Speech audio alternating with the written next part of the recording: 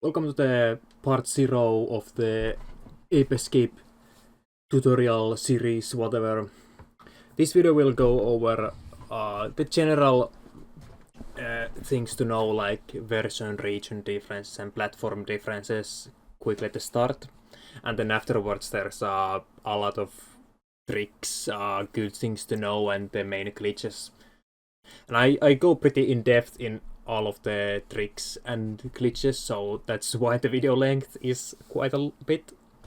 With version and region differences, there are three versions of the game.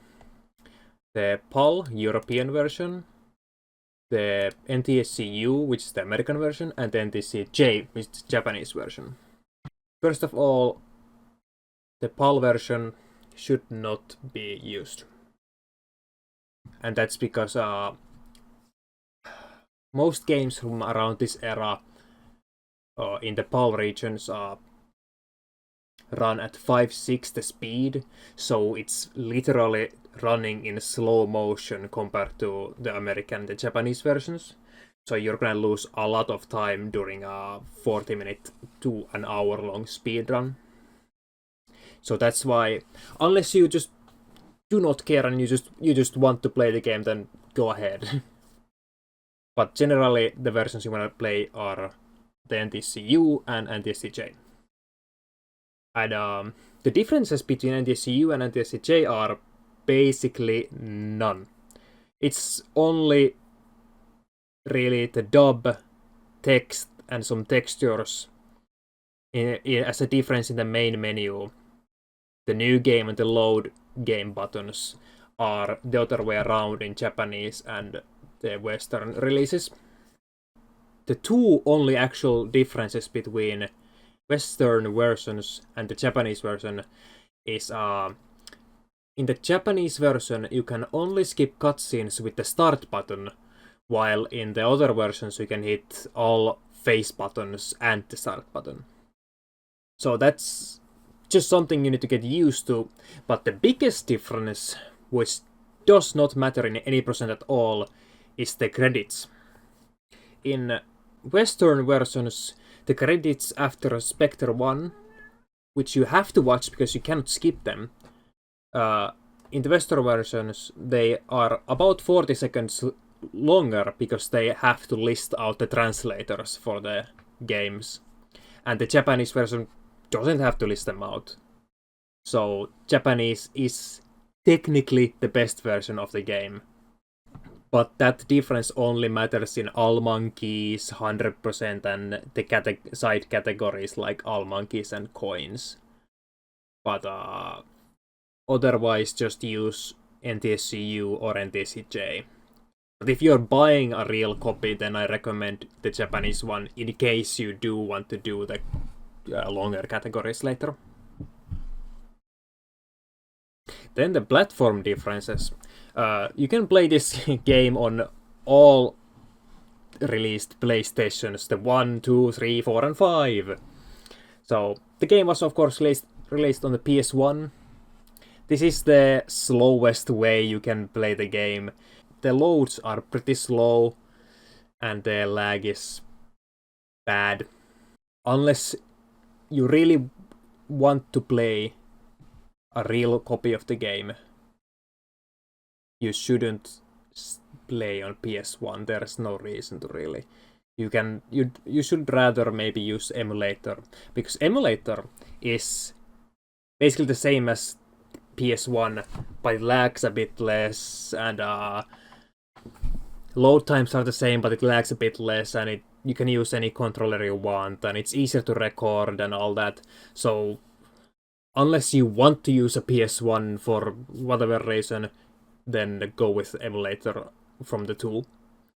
But then we have PS2, which is the fastest version of the game, because on the PS2 there's a setting in the system called fast disk speed. It makes PS1 games, or I think it affects all CD games, so PS1 games and early PS2 games, it makes them load faster. So on PS2 with fast disk speed on, it's the fastest way to play Ape Escape 1. You have the shortest loads and lags a bit less than on PS1. That's the most optimal version or platform to play the game on. And there are different models of the PS2. There's the old fat version, and then there's the newer slim version. And for Ape Escape, you'd want to go with the newest model you can get. The last released was the 90K. Because those load Ape Escape 1 faster than the fat models or older models. But as long as it's a slim console, so 75K and up, it's good. As long as you don't play on a fat console, the time difference between the slim models is minimal. And usually slims are cheaper to get. But then we have the PS3. So every model of the PlayStation 3 can run PS1 discs like normally. It is using emulation, and I think it's a bit faster than PS1 because it loads at as fast as PS1 and emulator, but it lags even less.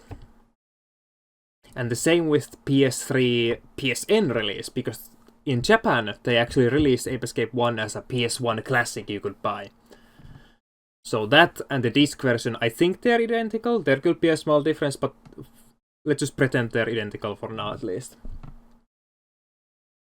So those offer you less lag, good video quality, and PS1/emulator load times. The bad thing about playing on PS3 is that there might be some input lag or input delay. People have said to me that they got stupid input delay and it was unplayable, but when I played it on, it was fine for me. So if you have that option, you can try it out if you want to. But if you feel like there's input delay and you can't fix it, then just move to emulator if you don't have anything else. And also, as a note that the PAL version of the game does not work on a PS3. And this is because the PAL version has an anti-piracy feature, and the PS3's emulation activates it, so your inputs get locked in the main menu and you can't go past that. Then we have PS4 and PS5. These are the second fastest platforms after PS2. PS4 and PS5 can stream and record videos straight from the console, but those are the second fastest systems because of the lag and they load quite fast, but PS2 is still faster. The bad thing about playing on PS4 and 5 is I've heard a lot of issues with how the controls are. So I think someone said that they only got 8 directions of movement, and then the game doesn't register the full stick input, so you can't run, you will only be able to walk and stuff like that. So if you have a PS4 or PS5, try it. If you see those problems happening to you, then go to emulator if you don't have anything else. That's basically all the version region differences and the platform differences. So now we can move on to the tricks, glitches, good things to know, and basic movement stuff. I'm playing on BizHawk right now, and I have a script that has all these things. So there's the current state spike is in right now, the same thing as a value, the previous state, my horizontal speed, my vertical speed, my angle, and this flag, and there's a level timer. Gadget canceling. When you use the gadget, Spike has this animation. It's the same with like every gadget. I don't have the magic band with me right now, but same applies for that, and even the slingshot. So, you have this animation and it's really slow. You can't move during it, so if I spam it, then I'm just stuck in place. But when you change to another gadget, which you can do at any moment, you can stop this animation.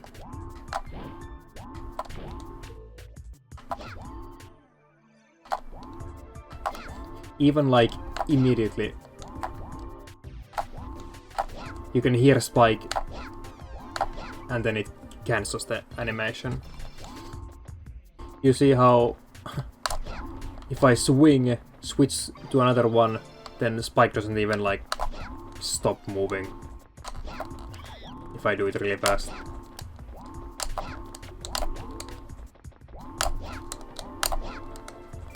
So, but of course you're never gonna do it that fast actually. So the hitbox of your club follows the actual like club model. So there's an enemy that's going to attack me. So I'm gonna swing my club towards it to hit it. But I wanna be quick, so I'm gadget canceling it. So if you gadget cancel too soon, your club never actually hits the enemy. Because you changed away from the club hitbox isn't there anymore, so nothing happened.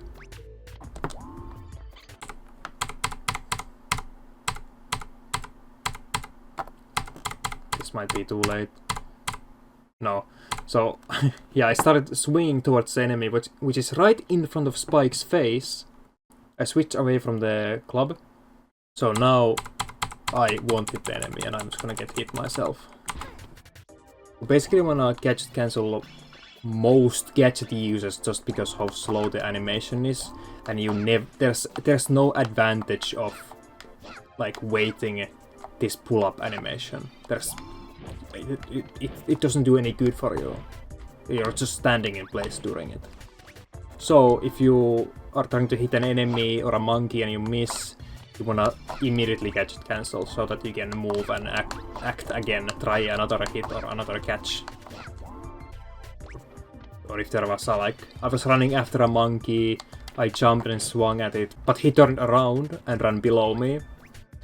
Instead of staying in the animation and letting him run further away from me, I can cancel the pull-up animation and run after him again and try another catch or a club. Also the same thing with the slingshot. So if you're shooting the slingshot, you're stuck in the animation after the pellet shoots. Even if you're in first person and you go out of first person, you can't move until this animation has finished playing. If you're shooting and you wanna move right after, you wanna switch the gadget. So you can you don't have to wait that little animation of Spike pulling the slingshot back. It doesn't make much difference with the slingshot to gadget cancel between shots, and you never have to rapid fire shoot anyway. Yeah, no matter what you're using your gadget for, like let's say I wanna hit a button over here, like this one. I wanna hit this button to open this door. So instead of swinging and waiting until I can move, I can swing, gadget cancel, and I'm already moving right after hitting the button instead of waiting. So that's how you can do it quickly with a gadget cancel, and if you don't gadget cancel, it looks like this. You're stuck in that stupid animation before you can move again. It's slow. So when you're using the club, or the net, or the magic punch, you wanna gadget cancel.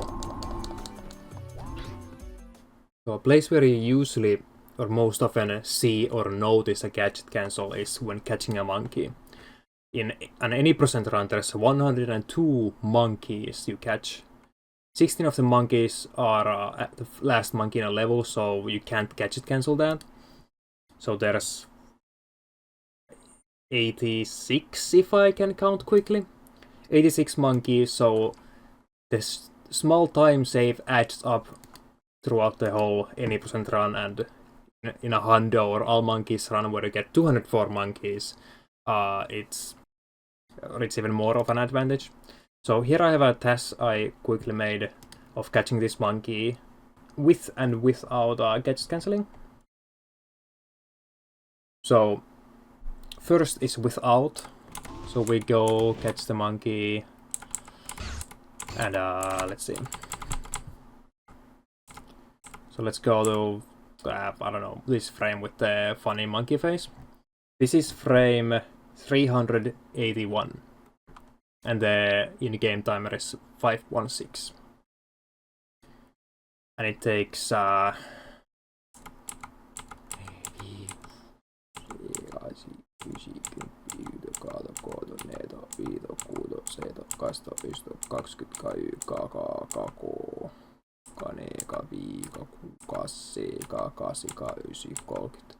$30 frames from that before Spike starts running again. Or 0.4 almost, 0.3, something like that. I'll put it up on text on edit.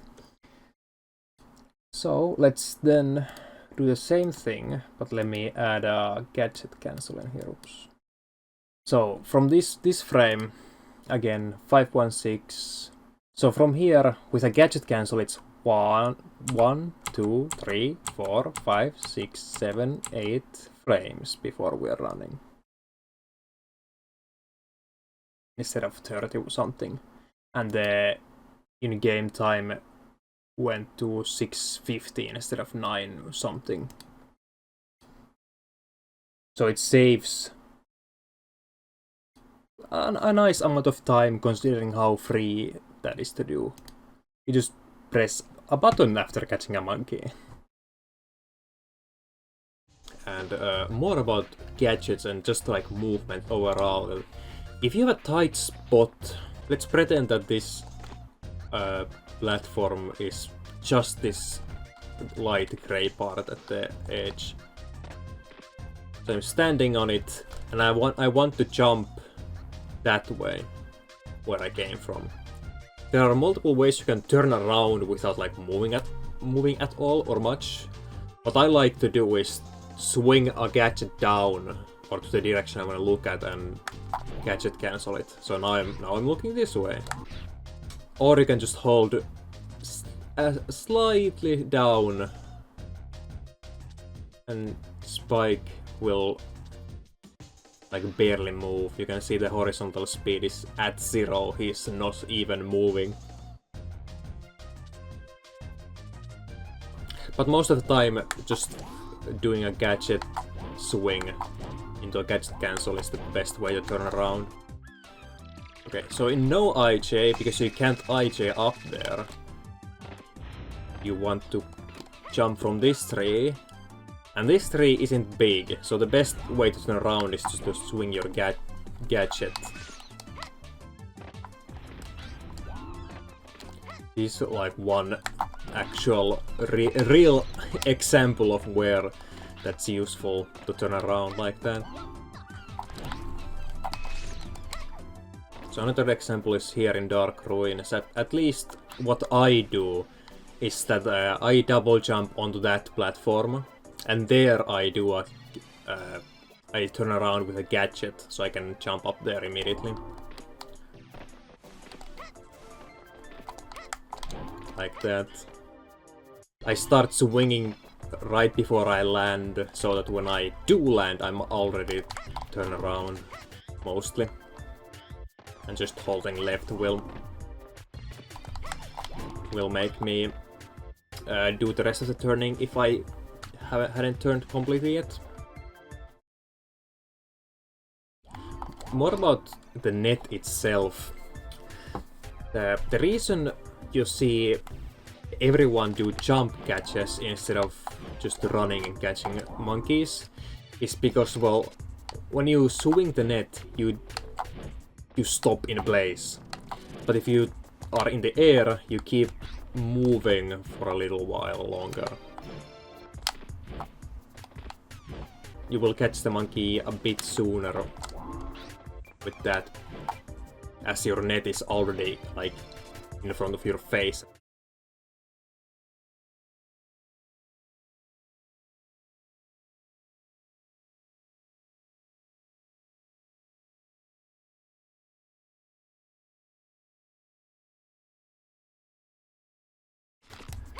So, you'll take fall damage if you jump from up there,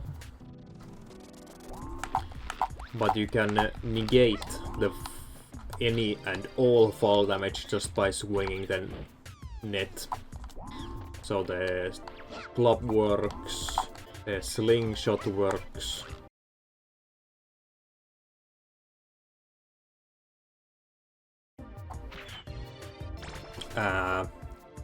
But the radar, the RC car, the flyer, the hoop, they don't work.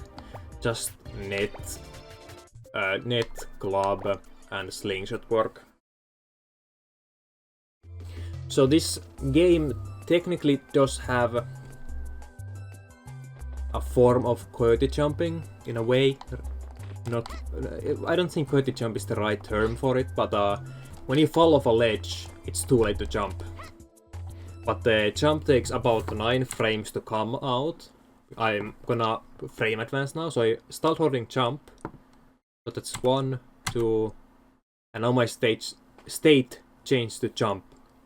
3, 4, 5, 6, 7, 8, and now I'm actually moving up. So it takes 2 frames for your state to change to jump. So when you fall off a ledge, as long as you started pressing jump before you fell off the ledge, you will get the jump out. So I'm gonna frame advance. So let's say there. I'm gonna like fall off the ledge the very next frame. So I started holding jump, R1, with my pinky finger, and you see, yeah, I fell off the ledge 2 frames later. But my state, I'm off the ledge, but my state is jump instead of like falling. So I will get a jump out of that, even though, yeah, Spike took another step, and another one, and another one, and now he's jumping, even though he fell off like for like 4 frames.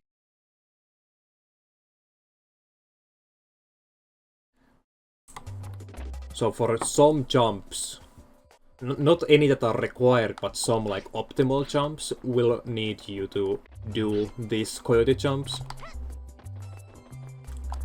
But they aren't that hard, as long as you just start jumping right before you fall off the ledge. It's not like right after you fall off the ledge, it's right before.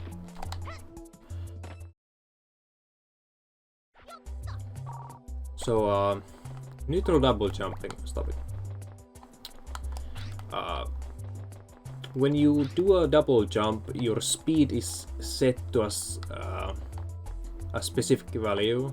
Let me go down here actually, the camera sucks up here. When I run, my speed is 31. When you jump, you keep the speed that you had.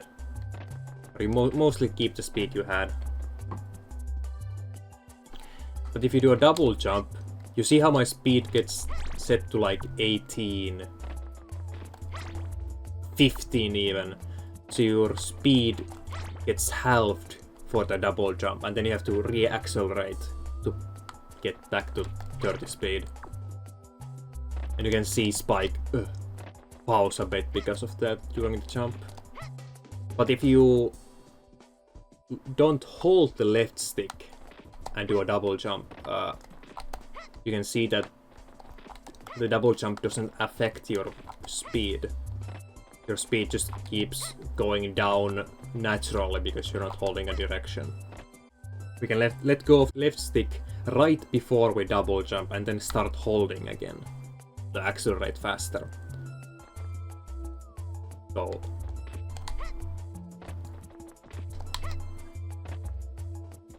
So you run, you jump, you let go of the left stick at the peak of your jump, then you hit jump again to do the double jump. And because you weren't holding the left stick for the double jump, your speed doesn't get set to 15. You can start accelerating again by just holding the direct left stick again. Let me do it this way. Your distance with a neutral double depends on what part of the first jump you do the double jump in, and for how long do you have the left stick neutral. Because when the left stick is neutral, you can see that the horizontal speed is slowly decreasing. So the less time the left stick is neutral, the less my speed decreases, and the less it has to accelerate again. So the further I go.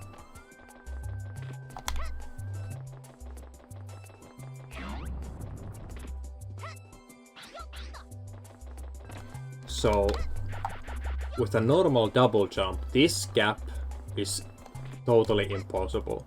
Like, I touched the wall at like this line here about, but you can make this jump with a good neutral double. Or not. Yeah, with a good neutral double you will make even a gap that big.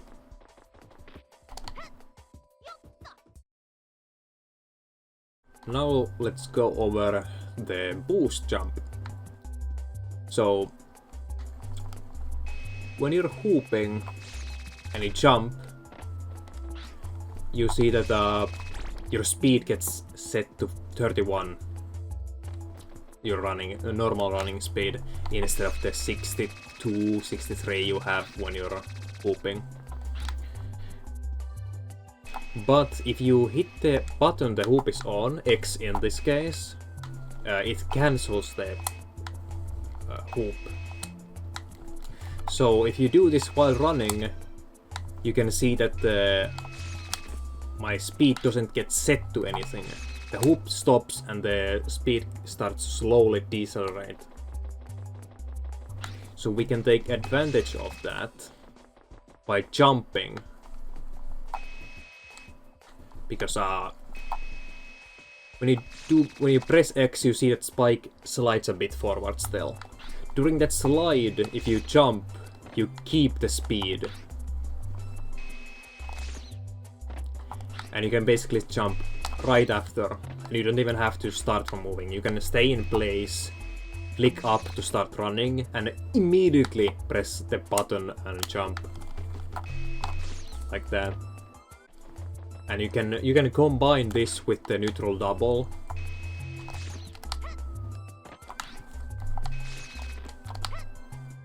For even more distance.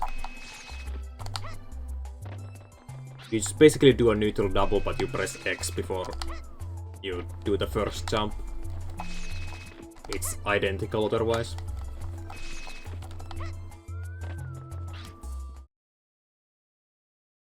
So, slope jumps. When you run the slope, you see that Spike can actually run it up a bit. And because he's running, you can actually jump from the running animation. And you see, I went decently high with that. Yeah, like 2000, minus 2086. But I'm already falling. So something like that.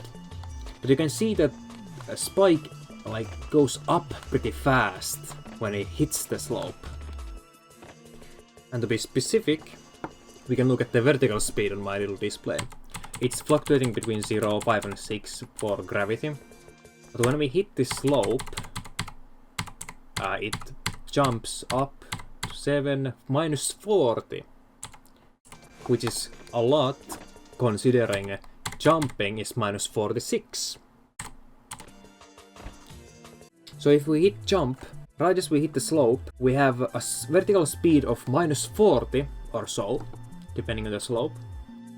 And then we jump, it adds the minus 46 to that 40.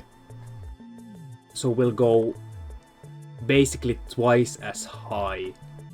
So if we run the slope And then you can see that I hit the slope as my horizontal speed got dipped. So if I start jumping now, you can see that yeah, now our vertical speed is minus 71. And we are already higher than a normal jump will let us go. And of course, because you start decelerating when you run at the slope, so the sooner you do jump, the higher you do go. That's why when I'm up here already, that's why when I'm like up here and jump, my vertical speed is minus 2 from the slope, basically nothing, and I jump. You can see that basically nothing special happened to my jump. The highest number was minus 50, which you can also see from a normal jump. There.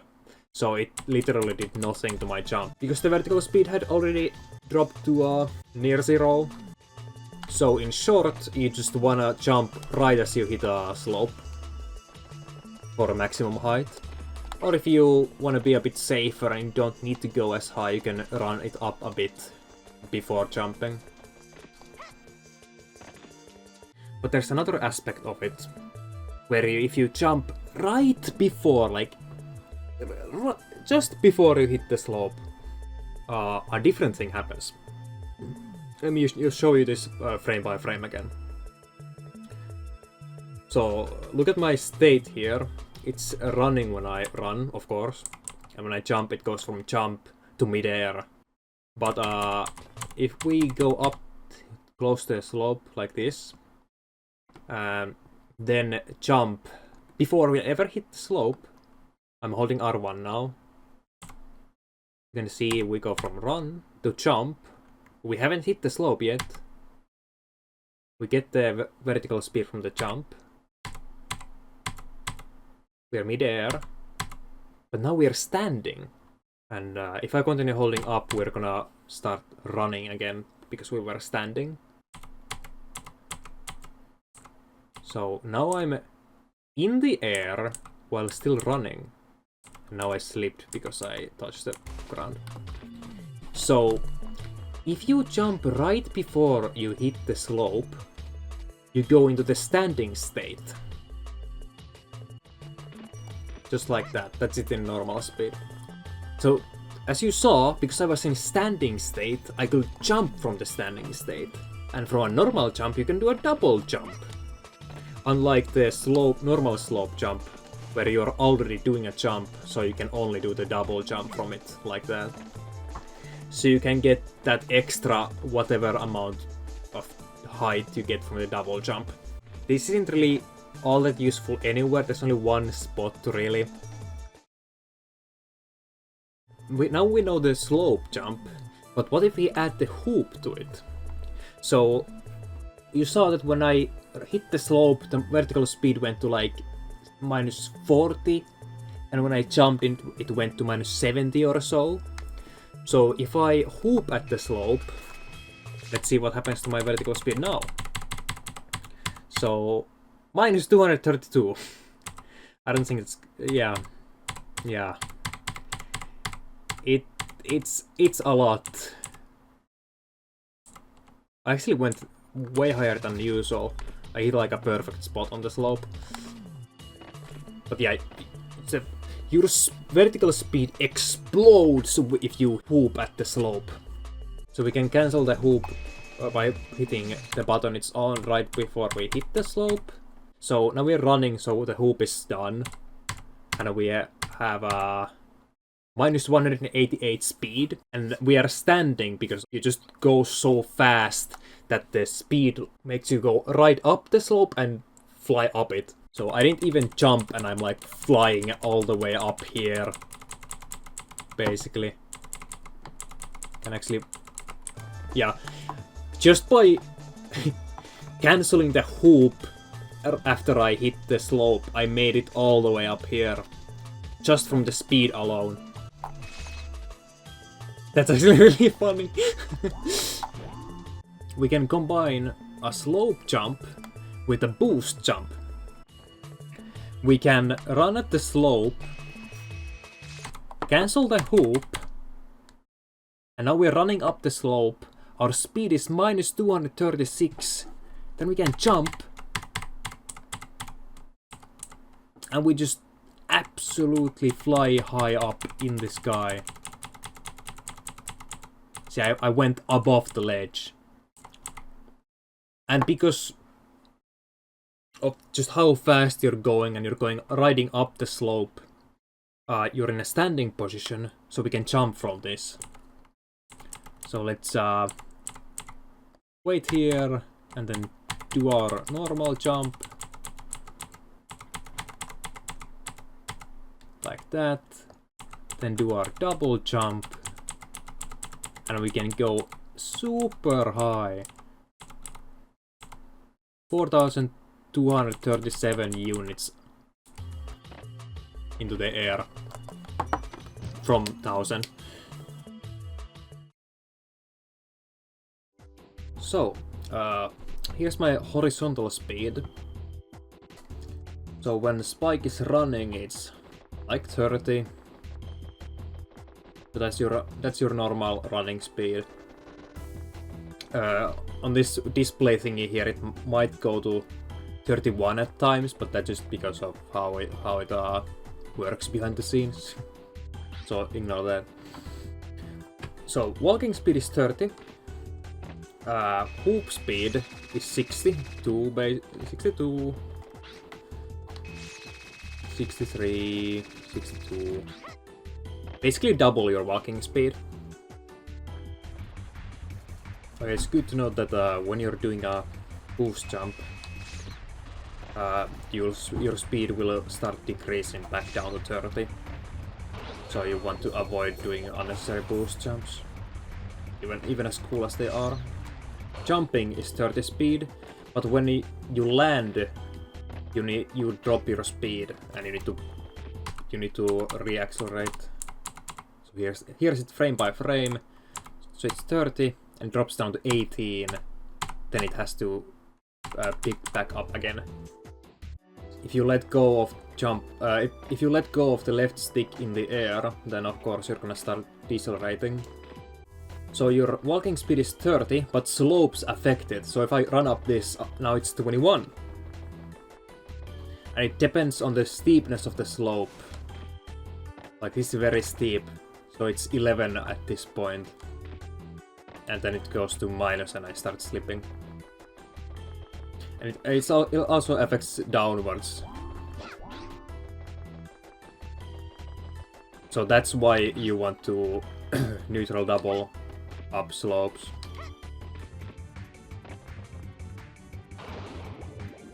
So swing normal is about 20 speed, 21, so 20 to 21, something like that. But boosting it makes it go up to 30. 31, 32, which is faster than walking. So walking, oh god. Walking was 30 and swing is 31. So if possible, you should be swimming.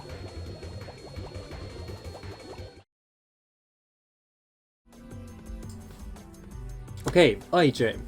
Let me quickly go it like simply on how you do it and all that.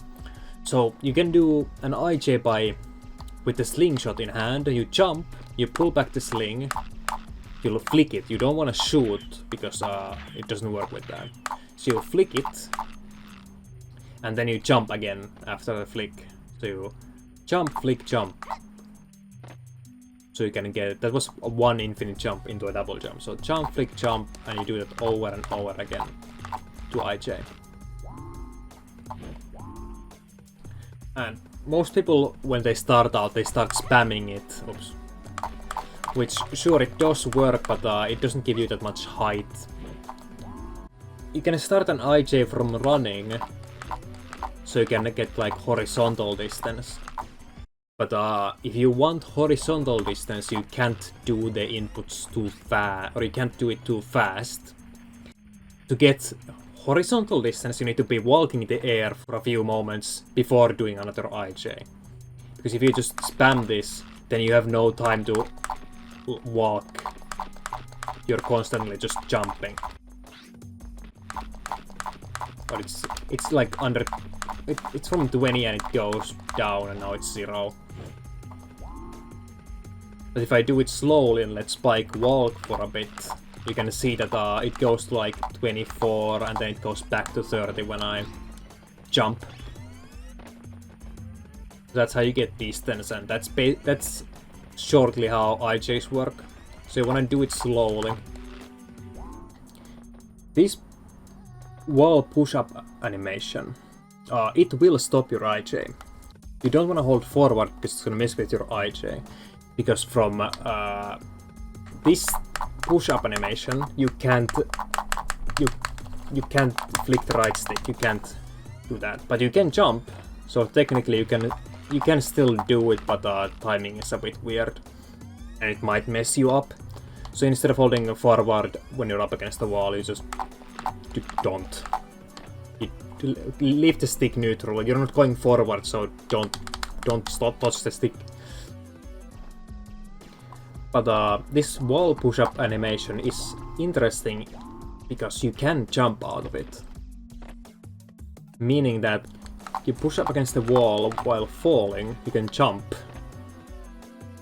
So this has one use currently in the run with a Dexter skip. I'll explain that in the Dexter video itself, or maybe a separate video even. But the funny thing about this is come at a wall at an angle. You can see Spike pushes against the wall, but still like moves a bit.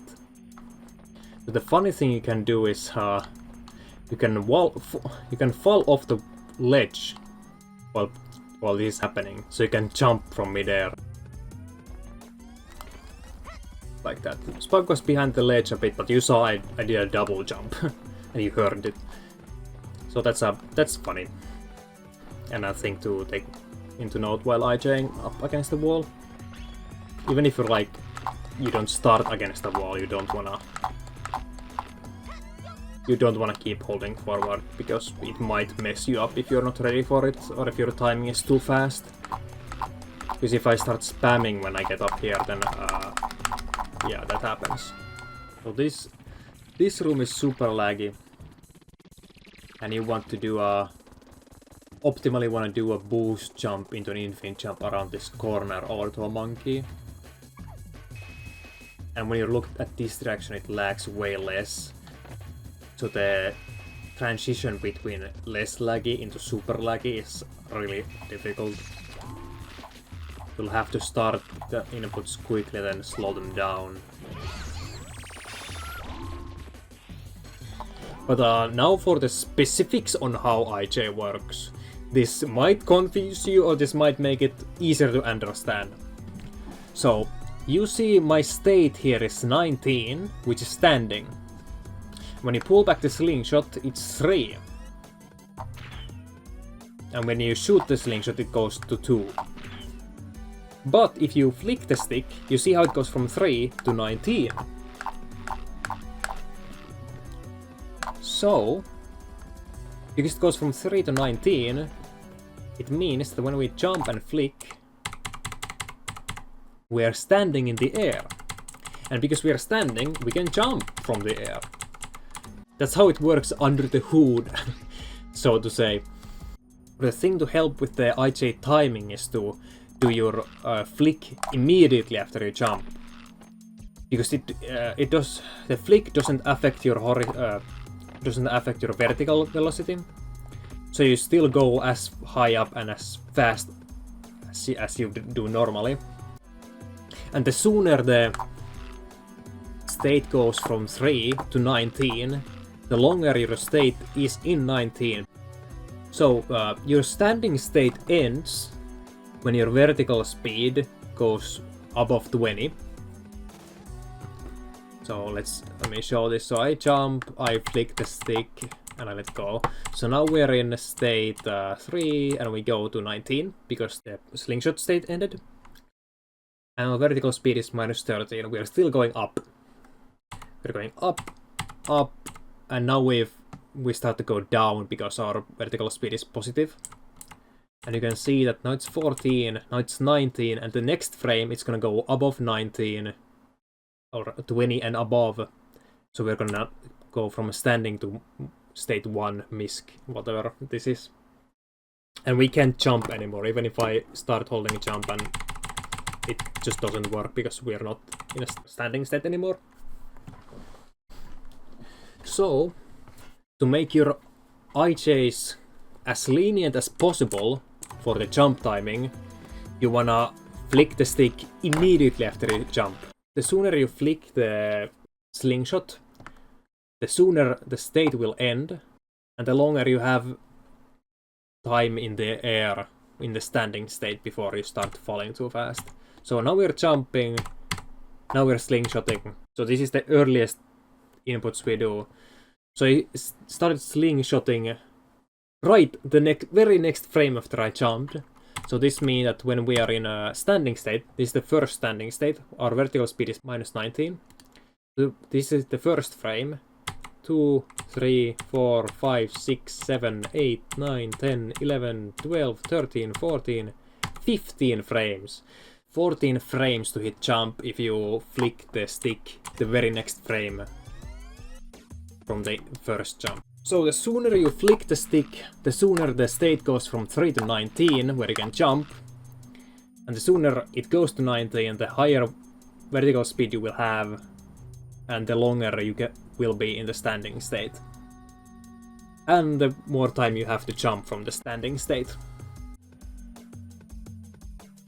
And doing it while running is no different. So we're running right now. We can jump. And then pull the slingshot back. Stop pulling it. And then we're now standing on the first frame while running. Or we're standing while moving a stick. So we'll be standing for 1 frame, 2 frames, and now we're running on the 3rd frame. Then 4, 5, 6, 7, 8, 9, 10, 11, 12, 13, 14. And the next frame we're gonna just be falling again. So it's the same when you're running. Okay, then for the absolute fastest maximum distance, the best way of moving through the air is to combine a boost jump with ijs. So boost jump to ij or bjij for short, though it's a mouthful to say. So there's not much I can really say about it. It's literally doing a boost jump and then doing ijs from that.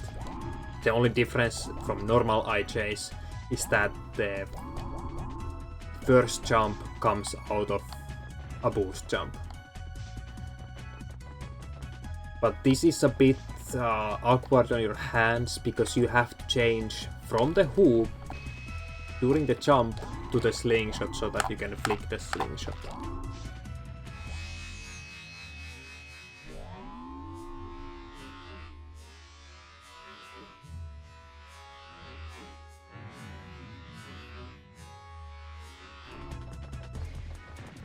Which is why many runners are, instead of keeping the net on X, they might put the hoop on X or some other configuration for the shortest distance between the slingshot and the hoop button.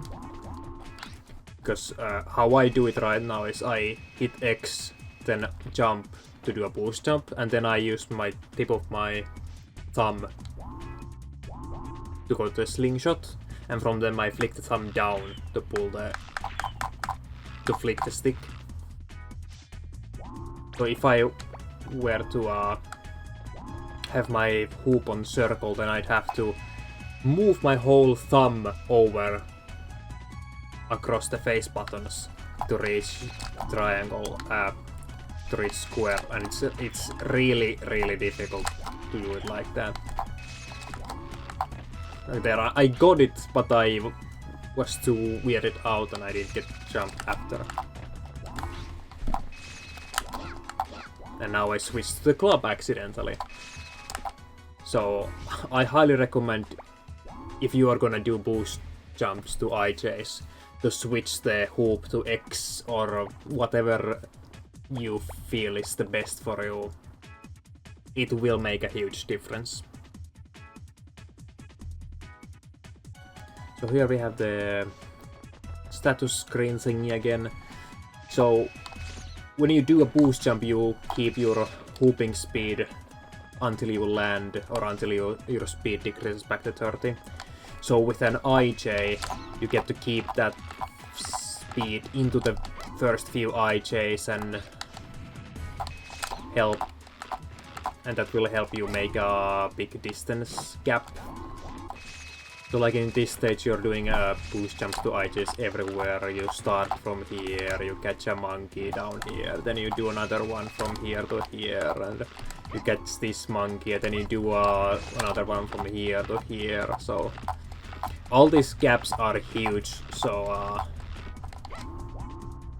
getting a boost jump into the infinite jump makes you need to do fewer infinite jumps. And which is faster, because again, when you do an infinite jump, you see how my speed is between 25 and 30. So the sooner I get back to land, the sooner my speed is 30 again, or even 60 when I start hooping. So the less infinite jumps you do, the better. Okay, here's the last trick, Super Flyer. It's mostly used in no IJ categories because, well, you can't use IJs. So you can only do it for the first Sky Flyer use of the stage. And I'll show you how to do it first. So with either the club, net, or the slingshot, you want to jump and use the gadget. For this example, I'm pulling the slingshot. So jump and pull the slingshot like that, and you wanna hit select immediately, right? Immediately after. Then you wanna put the flyer over the item you used, in my case the slingshot. So now,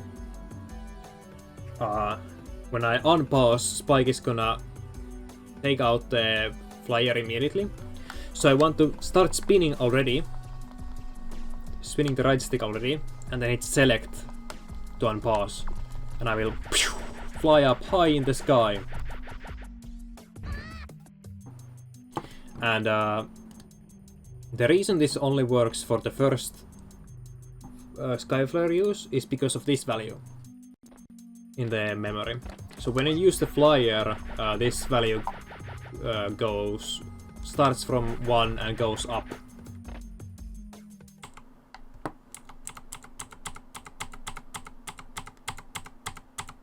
Yeah, it starts from 1 and goes up until you use it again. So the funny thing about this value is that this animation when you exit or enter a level also uses this value. So when I exit the level, it starts from 0 and goes to 47. And when I enter a level, this animation that happens sets the value to 30 and it goes to 0. So instead of the value starting from 1 like normal, it starts from 0. I don't exactly know, I'm not actually sure why using another gadget before activates it, but you can use another gadget to use the 0 to your advantage. So you can jump swing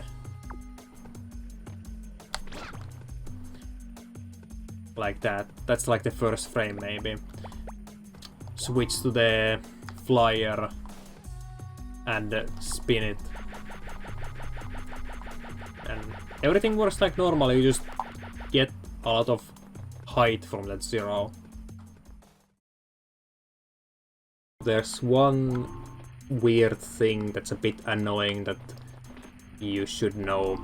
about how spike works and controls.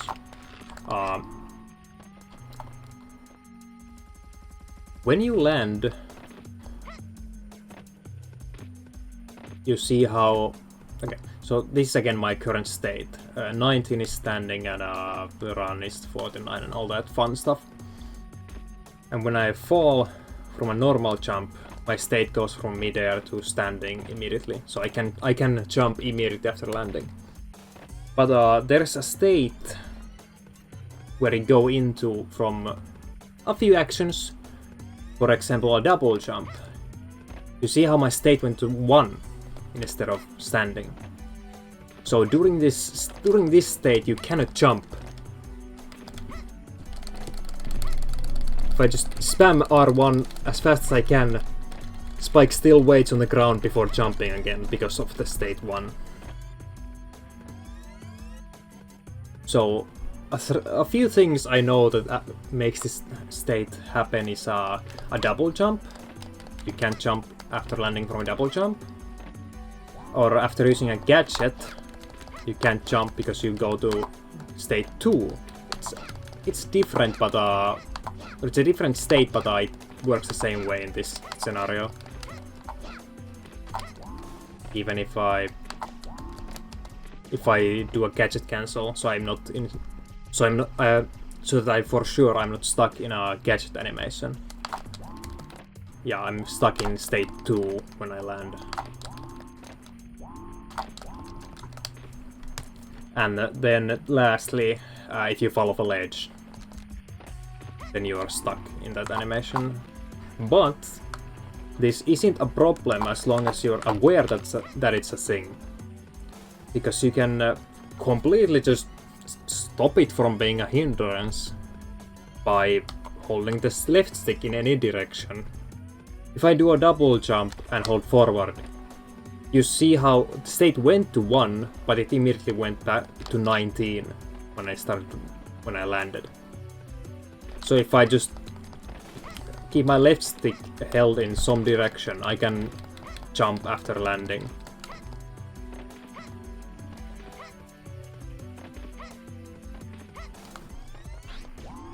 Or if I fall off a ledge and I just keep moving my control stick in a direction, I can just jump right after. Or if I do the gadget thing, I can jump right after.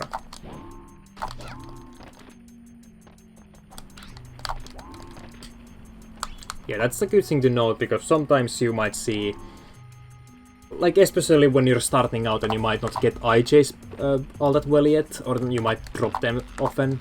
So you drop the IJ, you're like, oops, I dropped it. Then you're stuck in the state 1 after that and you can't jump again. Like that, you're like IJing, and then you drop one, you're like, oops, but then you can jump for a bit again. It might be a bit frustrating.